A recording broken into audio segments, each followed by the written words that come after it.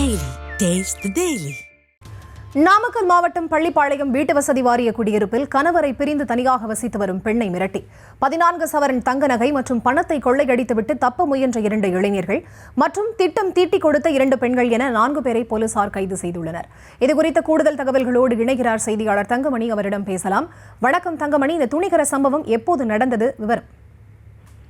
சரிதா, வணக்கம். அதாவது நாமக்கல் அருகே வீட்டு வசதி வாரிய குடியிருப்பு பகுதியில் தனியாக வசித்து வந்த பெண்ணை மிரட்டி நகைப்பணத்தை திருடிய 2 இளைஞர்கள் மற்றும் அவருக்கு உதவி புரிந்த 2 பெண்களை தற்போது போலீசார் கைது செய்துள்ளனர். நாமக்கல் மாவட்டம் பள்ளிப்பாளையம் அடுத்துள்ள அன்னை சத்யநகர் குடியிருப்பு பகுதியில் தமிழ்நாடு வீட்டு வசதி வாரிய அடுக்குமாடி குடியிருப்பு பகுதியில் வசித்து வருவர் மல்லிகா. கணவரை பிரிந்து வாழும் இவர் தனியே வசித்து வருகிறார். இவரது வீட்டின் அருகே தூத்துக்குடி மாவட்டத்தைச் சேர்ந்த ஐஸ்வர்யா என்கின்ற இளம் பெண் தனது கணவருடன் வாழ்ந்து வருகிறார். இதனை அடுத்து பக்கத்து வீட்டில் மணிமேகலை என்கின்ற பெண்ணும் தனது குடும்பத்துடன் வசித்து வந்தார். இந்த நிலையில கணவரை பிரிந்து வாழும் மல்லிகா கழுத்தில் அணிந்திருந்த 15 பவுன் மதிப்புள்ள நகைகள் மற்றும் அவரிடம் பணம் புழக்கம் அதிகமாக இருந்ததும் 2 கண்களையும் உறுத்துவதாக 2 பெண்கள் மல்லிகா வீட்டில் கொள்ளையடிக்க திட்டம் தீட்டினர். இதற்கு உடந்தையாக தூத்துக்குடி மாவட்டத்தைச் சேர்ந்த ஐஸ்வர்யா திருமணமாகி அன்னை சத்யநகர் குடியிருப்பு பகுதியில் வசித்து வருவதால் தனது இன்ஸ்டாகிராம் மூலம் பழக்கமான நண்பர்கள் தூத்துக்குடி மாவட்டம் விளாத்தி குளத்தைச் சேர்ந்த அப்துல் வயது 22, சாந்தகுமார் வயது 20 ஆகிய 2 இளைஞர்களையும் உதவிக்கு அளித்துள்ளார். இதன் அடிப்படையில் சம்பவத்தன்று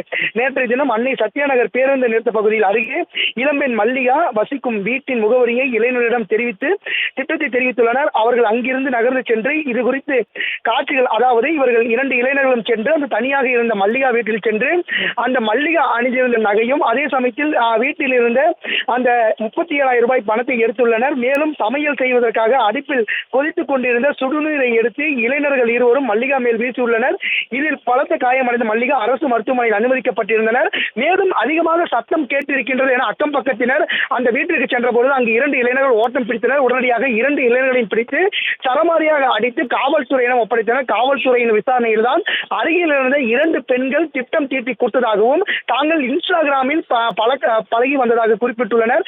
தொடர்ந்து அந்த 2 பெண்கள் தலைமறைவாக இருந்தனர். இருவரையும் கைது செய்த போலீசார் மொத்தமாக 2 இளைஞர்கள் 2 பெண்களை தற்போது கைது செய்து நீதிமன்ற காவலில் படுத்தி தற்போது சிறையில் அடைத்துள்ளனர். தொடர்ந்து 2 பெண்கள் மற்றும் 2 ஆண்கள் தற்போது கைது செய்யப்பட்டுள்ள சம்பவம் அடுக்குமாடி குடியிருப்பு பகுதியில் பரபரப்பை ஏற்படுத்தியுள்ளது.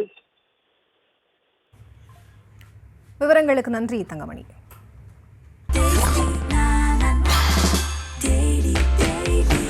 Taste Daily. Taste the Daily.